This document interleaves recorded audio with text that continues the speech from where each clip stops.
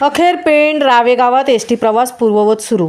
शालेय विद्यार्थी, महिला व ग्रामस्थांनी मानले वैकुंठ पाटील यांचे आभार.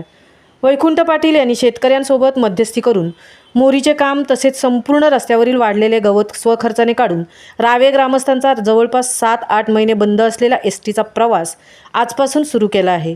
एसटी गावात आल्याने रावे ग्रामस्थांमध्ये आनंदाचे वातावरण निर्माण झाले आहे. बरेच महिने एसटी बंद असल्याने शालेय विद्यार्थ्यांना त्रास सहन करावा लागत होता. तसेच महिलांना एसटीमध्ये 50% तिकीट सवलत मिळत असल्याने काही महिने एसटी बंद झाल्याने त्यांचेही नुकसान होत होते.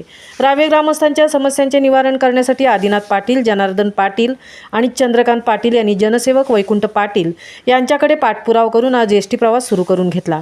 रावे गावात पूर्ववत एसटी सुरू झाल्याने शालेय विद्यार्थी, महिला व ग्रामस्थांनी वैकुंठ पाटील यांचे आभार मानले. यावेळी भाजप दक्षिण जिल्हा उपाध्यक्ष वैकुंठ पाटील यांनी बोलताना सांगितले की माझ्या गावातील समस्या सोडवणे हे माझे कर्तव्य आहे.